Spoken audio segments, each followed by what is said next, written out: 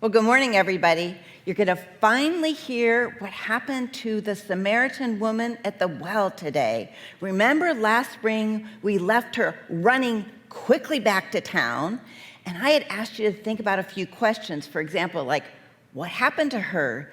Did she change? What did she do when she was in the town? And did Jesus make a difference in her life and the life of the townspeople? Well, we're going to find out the rest of the story today. And it's simple, but quite amazing.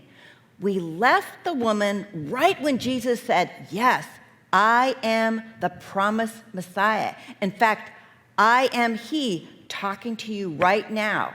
And when she heard that, she just took off. She dropped everything and ran right to town, and she could not contain herself.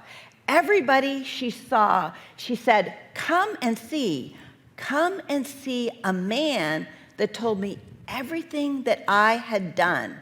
Now that's a pretty amazing thought when you think about it. And then I think she thought out loud and she mumbled, she said, I wonder if he's the promised Messiah. Well, I think she already knew he was the promised Messiah because Jesus was already working in her heart. So when the people heard her, they immediately went with her. They went with the woman. The woman was such an unconventional woman. They wanted to see what she had seen and hear what she had heard. Now, the Bible story tells us that many people believed because of what the woman had said. Now, I find that very interesting. The woman that nobody really liked, that everybody had a problem with, that did many things wrong, that hid from lots of people, that woman, they stopped, they thought about what she said, they listened, and they went to find out what had happened. Now, when the people met Jesus, they were quite impressed. In fact, they said, "Hey, come back with us to town. We want to hear more." And Jesus did. He spent 2 whole days with them. Now, many more people heard. More people heard, not because of what the woman said, but because they heard right from Jesus' mouth, and then they believed. Now, I think that is just an amazing thing, that whenever we meet Jesus for ourselves, we can't help but fall in love with him. Isn't that amazing? Well, I have to say, the woman had 2 choices. Now, she could have not told anybody about Jesus and taken a safe choice and not risk her reputation or getting laughed at more or getting ridiculed and just kept Jesus to herself. Or she could have taken a bold and risky choice and tell lots of people about Jesus and maybe get laughed at. Now, if she would have taken the safe choice and not told anybody about Jesus, then the Samaritan villagers would have never gotten to know him and fallen in love with him too.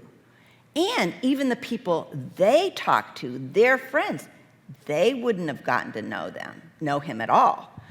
This reminds me a little bit about the picture you're seeing right now. There's a stone right by a lake, and it's beautiful. It's a lovely sight, but it doesn't do anything. It just sits there all by itself.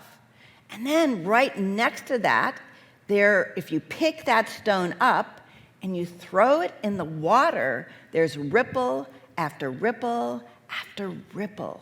Well, you know what? That's what Jesus would want us to do. He would want us to make ripple after ripple after ripple. So you have 2 choices too. You have a safe choice. You can keep Jesus all to yourself, or you have a bold choice to tell others about Jesus. Well, I'm challenging you today to take that bold choice, just like the Samaritan woman, and tell lots of your friends and your family and your neighbors about Jesus. Well, you might think, how do I do that? I think it's really pretty simple. You could maybe go around your neighborhood and help people that are alone.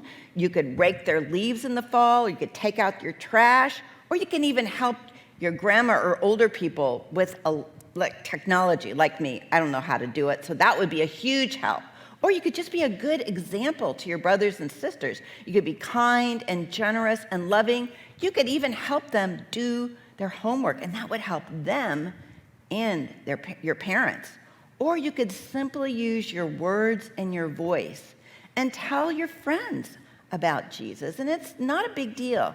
Maybe just tell them how Jesus answered a prayer or two. Or when you were sad and discouraged, you read the Bible and something in it encouraged you and made you think about Jesus and all he had done for you. Those are a few ideas. Now, I really think Jesus wants us to be bold and tell many people. Just tell them how God has made a difference in your life. Tell them how he's impressed something on you. And when you do that, more people get to know him, know all about him. And I think that's the better way. Well, this time, I'm going to turn it over to Christine. And Christine and her friends are going to lead us in the song, "This is the Light of Mine." There you go, Christine.